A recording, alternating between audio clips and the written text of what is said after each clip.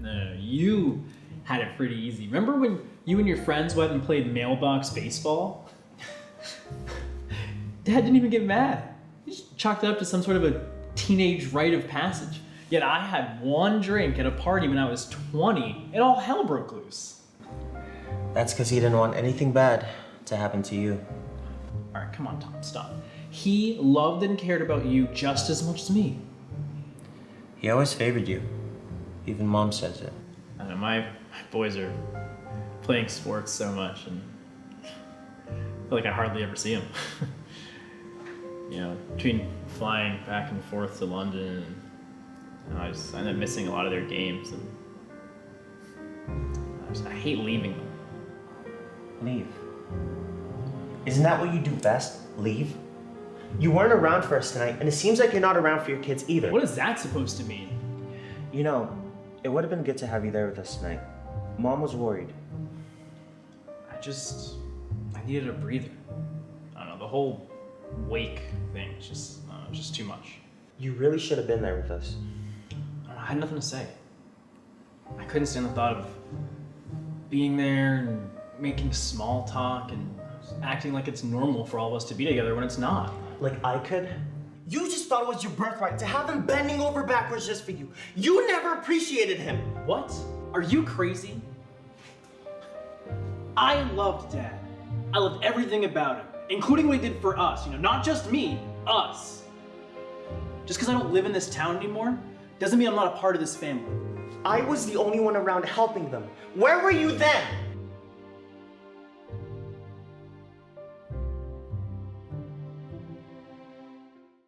Well, welcome to Behind the Curtain. I am here with Larry Loring, who's going to be interviewing us tonight, and we are talking just a little bit about some of the things that are coming up before we get to our guest tonight. We have our spring show. Spring show, looking forward to that. What's the name of this one this year? The name of this one, let me think. Stories from Boulder Park. Yes. And the concept there is going to be 5 or 6 short 10-minute scenes that take place in a park setting named Boulder Park. And auditions will be actually January 24th and the 31st. So if you're interested, come on out. It's down at the Ashland VFW. The show will be going up on May 11th, 12th, and 13th. So if you're interested in being part of the show, whether you want to act, you want to be backstage and help out, let us know. And ashlandcommunitytheater@gmail.com. Just ask for Joe or Larry and we'll get right back to you. And then one of the reasons we're here tonight is the film festival that we're doing in October. Come October, yeah. I've got 8 different short films that we're producing. We've already put 2 of them in the can, so to speak. 6 more to come over the next few months, and those will go up in October. I don't know the dates, do you? Yes, I do. Yeah, I do. 5, 6, 7, October. October 5th, 6th, and 7th. Yeah, and it'll also be at the Ashland VFW. So come on out and support us there. So we're going to do a spring play and a fall film festival. It's something different. Yeah. And now we have, what do we have here today? Now we have the stars of one of those films that we put in the can, Party Time, written and directed by Mr. Joe White. But these are the stars of that. We have Max Ofosu and Sean Gauthier, who played those 2 parts. And we're going to just grill them. Grill them? That's the plan? Okay. Ready. We're ready. We're in. So, we just saw the film, just so everybody knows. We had a first viewing of it here. And for me, it was exciting. I loved it. There are a couple of sections of it in particular that were just profound. So I'm wondering what your experience was like in going through that and the emotion, not only the emotion of it, but the experience of it. Max, I'll start with you. Well, the experience was beautiful. First of all, just watching it was amazing. It to me, I'm a little biased in saying this, but it kind of felt like listening to my favorite song. You just kind of want to listen to it over. I kind of want to watch it again because because of everybody's efforts towards it. I think it was very beautiful. And great job, guys. You did well. I'm proud of you. It sounds like Max is coming to the film festival. So Sean, how about you? No, it was great. I mean, watching it was amazing, and thank you for having it here for us to see it. Filming it was great too. I mean, working with Max was a ton of fun and great getting to know you there, and the characters were so much fun to really dive into and felt so related to my character, and I imagine I speak for Max in the same way. To just bring it and then be able to actually see it just now on the screen was amazing. Tell me more about getting into the character, both of you can. Yeah, I think, well, for one, I am an older brother. And so immediately connected with that and got to kind of, it did at a lot of times feel like just being in the kitchen with my actual younger brother and talking about things. But also, slightly tragically, I did lose my grandfather a few weeks before we started filming. And so... Sorry. Yeah, but obviously that was hard, but it really helps me to connect to that character in those moments in a different way, and seeing my dad and his siblings, I mean, they interacted about it, and was able to bring some of that with me to the character in a way that made me connect with it even more than I already did when I had first read through the whole script and we had done rehearsals and things. So yeah. So yes, for me, I would say, well, growing up, I have 3 other brothers, so it was a very competitive household. We played soccer, and just having to compete with my brothers and like just being such a sports family. That's how I chose to connect with Thomas and Chris. They have a very complicated relationship in which like they're always competing with each other. And it's like, for me, I found that very easy to assimilate to just because I've sort of been in that same position. But yeah, just the emotional depth of the character of Thomas and Chris and just like their whole, what's the word? Like symbiosis. It was interesting. And it was interesting. And like the sports really helped me like connect with the character, I would say. Sarah, did you have any favorite moments from either from the filming or the script, or as you were going through that process? Them fighting, definitely. He was ready to fight. He was Brilliant. I saw the script and I was like, I want one thing. No, but it was beautiful because it's like, so I did, again, like I said, I had 3 other brothers growing up, and it's like we fought constantly all the time, mostly about sports. But I also love how they like sort of recollect their old memories with their dad, and it's like, you were the favorite kid. No, you were the favorite kid. And it's like, I've been in that position. So it's like, it's kind of like nostalgic in a way. Sure. Probably one of my favorite. Yeah. I think for me, it's 2 things. One, again, back to the sports, especially, I'm a huge Celtics fan. So the Tommy Heinsohn reference was great for me in there. I love that. Don't you? But also, actually for me, it was really the immediately the post the fight. Both the moment of being able to sit and think about the fight and think about what I want to say to him, and then also the brief conversation we have after we're done arguing, that I don't get across to you at all, which I think is perfect. And I think it really reminds me a lot of my actual conversations with my brothers, right? But it's, I feel like especially as the oldest brother, you can get caught up in these arguments you're having, but there's still that moment where you need to step up and be the older brother, try and bring the conversation down and get your point across and always think you're right. And then when they don't believe you, it was just, it was a lot of fun. It was really great. Yeah, in fact, as strange as this sounds, my favorite moment in the film is when the phone rings, because suddenly, boom, it ends, and everything just sort of slides down, shifts away from the anger and all. It was just, I just went goosebumps type of thing. Joe, me asking you. I love asking you. I love you asking me things. So you wrote this and you directed it. So tell me something about why you wrote it. Is this from personal experience, or just give us some backstory? Party time is something that when my kids were young, I would do. I have 1 son and 2 daughters, and maybe every 3 weeks or so, I'd get the red tent, put it down in the basement, and lock it down so it doesn't fly away. Get them all the candy they love, sugar them up, watch much movies, and Stay up past midnight. we did. And it was, and it was one of the things that you know, growing up with them, and I was growing up with them because they were much more mature than I am. It was just one of those moments that I've always said, you know, there's something about this. And I hope that in 30, 40 years from now, when hopefully they're doing it with their kids, or they're talking about me doing it with them. So I wanted that to be part of the legacy. So when I started writing, back when I started back into the acting stage over 15 years ago or so, one of the first things I wrote, it's changed over time. And then I would try and incorporate a little bit more of the family dynamics, because, you know, siblings, and it could have been, you know, two brothers, two sisters, a sister and a brother, but it's a different dynamic for two brothers. And there's competition, but there's a love there. And I think that what I tried to get across was the brothers both love their dad. They both love each other. It's just they have a difficult way of showing it at times, and there's a competition. And these wonderful actors took that and brought it to life. And so I couldn't have expected anything better. And I appreciate both of you bringing your A-game performance. Thank you for having us. Yeah, thank you. Is it harder or easier to direct your own script, and why? Easier, because I don't have to worry about the writer telling me they don't want me to change it. I think it's easier because I kind of know what I kind of want in some ways, because I've always, when I wrote it, I visualized it, I kind of saw it.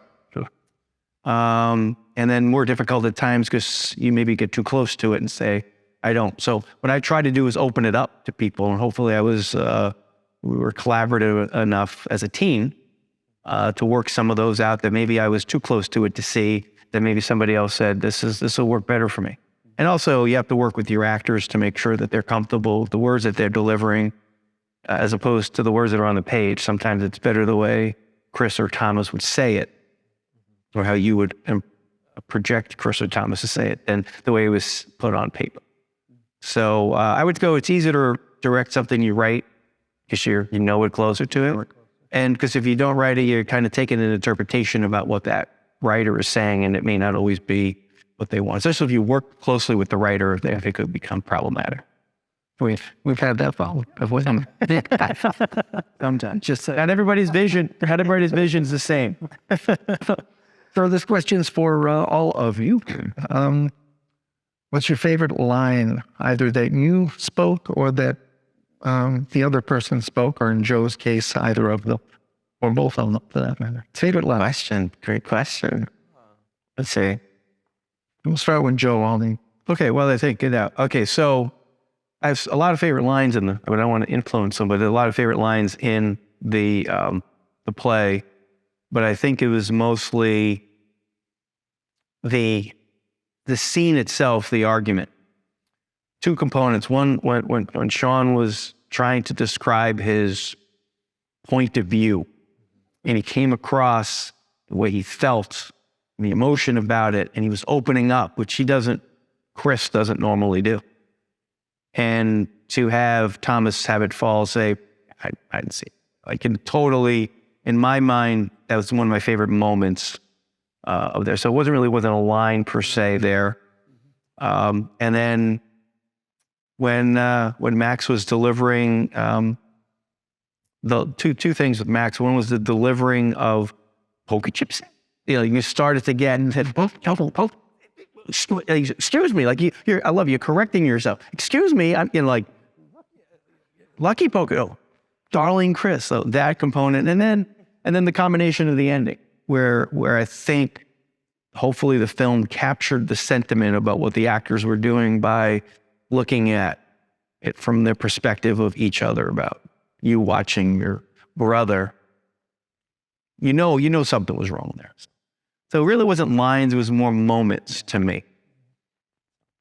Yeah. Sean, what man? I think I pick up on that where it's more of a moment, but it's really there's a lot of the moments, but I think especially talking about Halloween and in the time we're talking about, especially talking about Billy Bob Jack, especially after seeing what Billy Bob Jack was, they definitely fall. I'll get you a picture of Billy Bob Jack and you can insert right now, right underneath. Because when I was imagining Billy Bob Jack, it was I was imagining a very friendly, silly player. And the real Billy Bob Jack is genuinely terrifying. And so it did change. Even hearing you say scaring the bejesus out of all the trick-or-treaters, I was like, that scares me. But yeah, I think even just that reminiscing and those moments when you've lost someone where, you're going between these moments of just like profound grief and sadness, and then but you're remembering them, and remember these funny little moments like this horrifying creature that they created to put in the yard for Halloween. And yeah, that was great for me. Cool. I would say, I think it was like my second to last line in which I was like, so dad's party time tradition continues. And it's basically like, I feel like that line was like very powerful in the sense that like, even though they were constantly fighting and it's like tensions were flaring left and right, it's like, it's still resolved. And I think they both will, it's sort of like the hug that never got to see. Yep. And so I feel like a lot more is going to happen after that. I think that's probably one of my favorite lines that you wrote in the story. I think it adds, in my mind, I think that was more of self-realization that you lost your dad, but his legacy continues, and you can continue that by being brothers. I think the debate I had, and I think we had this conversation when we first rehearsed, was how do we end that? Handshake, a hug, or whatever. And then I came up with the idea of the picture and getting that picture back. And what did you guys think of how that picture made it? I always look at the visualization. The picture made it all the way around, and the way it got handed, the way it got received, the way it got placed, the way it ended up. It didn't like just appear anywhere. It was sort of like given to the audience about where it was. I like it because like when the scene starts out, it's like it's there, but you don't really pay attention to it. It's kind of like everything else in the room until it becomes important, like you're shown. And yeah, and it wasn't a line, but it's like it's beautiful how you inserted that in. And I loved that. I loved that too, and for those very reasons. Initially, it might as well have been the toaster, right? I mean, why didn't you do with the toaster? I was thinking about it, but I wanted to keep it under 20. Yeah, we're gonna have the toaster stories. Yeah, but there was a sweetness to as well to that last sign, as that last scene as the camera zoomed in on the picture and then faded out. It was delightful. Parting time is in the can. You guys did phenomenal work in that. We're so proud of you, and seriously, great work. I'm curious now, what's next for the Julep? What's next? Let's see. So I actually realized in Party Time, I played Thomas. Yes. But then in the first ever film that I met, Joseph, I was also Thomas. Yeah, no, I'm changing your name. I'm probably going to be Tom Dallas for a while. Whatever role Tom is up for, you're in there. Yeah. I like to think that it's all connected somehow. It's like, we grew up and then I moved and then I met my brother. Interesting wrinkle to the story. I like it. I think it's that you should add that in. Yeah. Well, also you're going to the film festival, so that's also what's next. You're established. We're going to promote heavily. More awards. Yeah, more awards. Thank you. Do you remember our conversations about the beginning of the role that you wanted to play? Remember we talked about, I think I spoke to each of you separately about this before it was finally cast. Do you remember our conversations, or do you have to refresh your memory? Yeah, I might need a refresher. I said, I gave you both the script. So which role would you rather play? And when I gave you both the script, I'm like, you're Thomas, you're Chris. Yep, I remember that. Okay, good. That's in my mind. So I'm reading it, and I gave it both to both of them. And they both came back in and said, I think I'm better at Chris. I really want Thomas. I'm like, oh, okay. That's interesting. So let's see how that reads. And then, I think you guys came down and read again. I think, did I have you read both, or did I just have you read Thomas and Chris? Do you remember? We kind of switched. Initially, for the audition we switched back and forth, and then we did the virtual table read, and that was the one where we did our set roles. Yeah. Yep. Yeah.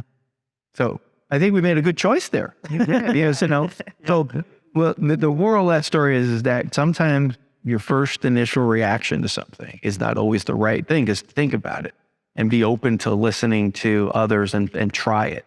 And one of the things I think we did a really good job of is when we put this together, that you guys contributed a lot to the nuances that were there. You know, Larry's suggestion of getting that shot of you when you're looking depressed after revealing your soul, not being heard, and the phone ringing, and having him on the phone, and you're just like, so that look there.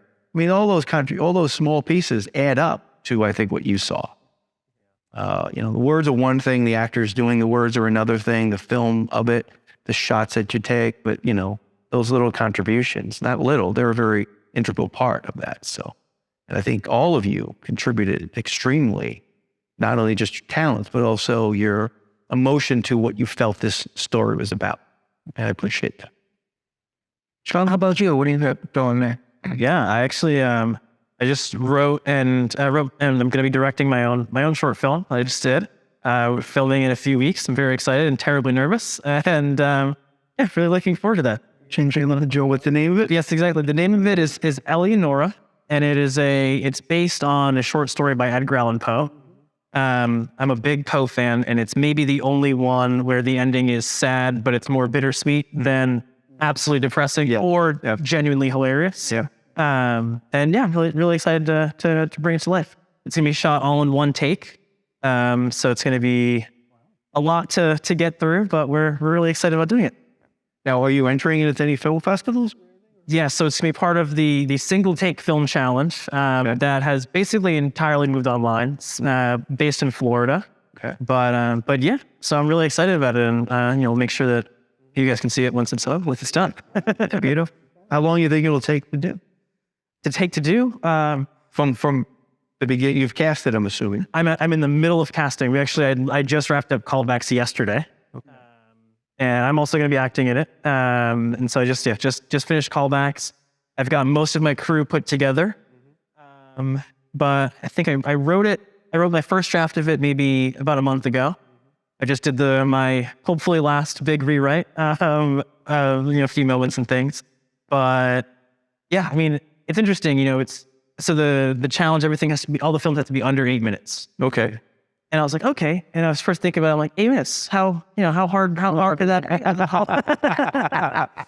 And then I started thinking, I was like, it's 8 minutes all at once. So obviously, it's like we're in a film for hopefully 7 minutes. We have space for credits and things, and then I have to watch it for 7 minutes and then do it again. And so it'll take a while. But I'm really excited about it. I have a really great team that's working with me. I'm really excited. Nice. Hey, that's us. I wanted to cast, call back, and say nevermore. You were waiting for that one. I did manage to slip in one cheesy little Poe reference I needed in there. And so there's a moment in the scene where we first meet the character of Nora, shorten her name. She, because Eleonora would be a lot to say over and over again. But when we first meet Nora, she's bringing cocktails into the room, and she has made a drink called the Raven. So that's our cheap little insert. What is the ingredient, dude? Yeah. Well, congratulations. Thank you. Well, I'm really excited. That's awesome. With that, that's great. Nice. Joe, any last thoughts? I always have thoughts, but I think, once again, the bottom line is I really do appreciate all the work that you guys did on this. Looking forward to hopefully having you guys come down to the film festival in October, bringing as many of your friends and family as possible to see this great work. It'll be entered into some festivals over the summer, so it won't be visible until then. I'll get you copies of some clips for your reels if you're interested. I think I've given you enough pictures of the film shots, but now I can get you some clips that you can feel free to use on your reels and whatever else you do with them. I know a lot of actors have been now asking, can I get a reel on it? Sure. I'll send you those Dropbox links and you can look at those. And and hopefully work together again someday. It'd be great to keep you guys in the loop on things. And if you know of people that are interested in doing or casting a bunch of films coming up in the next couple weeks, if you know any other fellow actors that may be interested in auditioning for some roles that we have, let them know that we're decent to work with them. I'd say so. It has been an honor and a blessing working with you guys. Thank you so much. Thank you so much. Thank you. Appreciate it. So we'll be back next month for the next episode of Behind the Curtain, and we're going to be bringing the cast of Luke and Charlene together, in which Larry is going to be directing. Can you tell us just quickly a little bit about Luke and Charlene? And Luke and Charlene is a short play written by Chris Lofthart, and it's about an older-ish couple who kind of, when you've been married 25, 30 years, it just the spark kind of goes away, and the wife is trying to initiate something of a spark, and that leads to some hilarity and some poignancy in the course of the play. Yeah. So looking forward to that. And we have it's Cindy Bell and George Smith. Excellent. Perfect. So looking forward to working on that one in the next month, and then having them do similar things. So appreciate it. Thank you so much. Thank you, Sean, Max, Larry. Appreciate it. Till next time.